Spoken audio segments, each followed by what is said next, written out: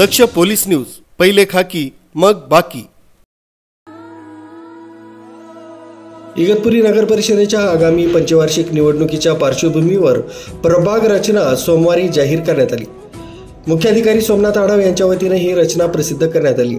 नव्या प्रभाग रचनेत एक प्रभाग तसंच 3 नगरसेवकांची भर पडली। त्यामुळे एकूण 10 प्रभागांतून 21 नगरसेवक निवडले जाणार आहेत। मागील पंचवार्षिक निवडणुकीमध्ये 9 प्रभाग होते व 18 नगरसेवक संख्या होती।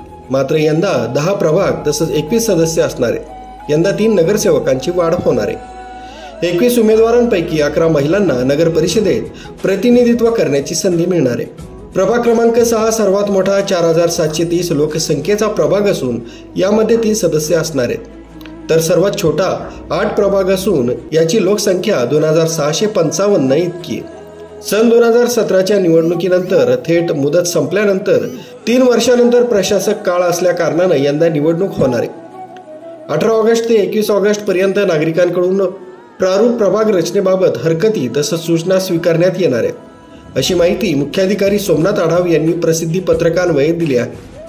ऑनगोईंग असून सर्व अगोदर आपली सदस्य संख्या निश्चित झाली। त्याचं राजपत्रानुसार एकूण आपल्याकडे 21 सदस्य आहेत। 21 पैकी 50% हे महिलांसाठी आपण आरक्षित ठेवणार आहोत। तर त्या अनुषंगाने 11 सीट ह्या महिलांसाठी आपल्या जात आहेत। 21 पैकी 11 सीट या महिलांसाठी असतील। त्यानंतर एससी करिता 5 जागा आहेत आपल्याकडे। जे काही आपल्याकडे लोकसंख्या आहे त्यानुसार जो काही रेशिओ येतो त्यानुसार एससीच्या 5 जागा आपल्याकडे रिझर्व्ह झालेल्या आहेत। त्यातल्या परत 50% महिलांसाठी म्हणजे 3 जागा महिलांसाठी असतील, 2 जागा पुरुषांसाठी असतील।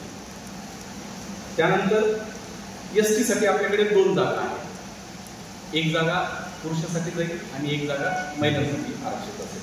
त्यानंतर बीसीसी म्हणजे नागरिकांचा मागासवर्ग प्रवर्ग यासाठी आपल्याकडे एकूण 6 जागा आहेत। त्यातल्या 3 जागा पुरुषांसाठी असतील, 3 जागा महिलांसाठी आरक्षित असतील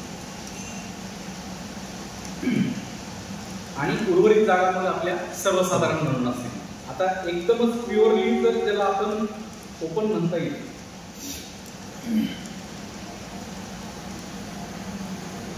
अशा 4 जागा आहेत ज्या सर्वसाधारण म्हणजे स्त्री पुरुष एससी एसटी बीसीसी कुणी त्या जागेवरती काय त्याला लढू शकेल अशा आपल्याकडे 4 जागा आहेत। आता दरवेळेस काय होतं की प्रारूप प्रभागाची सोबतच आरक्षणाचा पण ड्रॉ काढून त्याच्यासोबत आपण प्रत्येक वार्डात कुठली जागा एससी एसटीला असेल किंवा ओबीसीला किंवा सर्वसाधारण असेल ही आपण यापूर्वी डिक्लेअर करायचो, परंतु यावेळेस शासनाकडे असल्यामुळे एकूणच निवडणूक लढवू इच्छिणाऱ्यांमध्ये उत्साह वाढला आहे।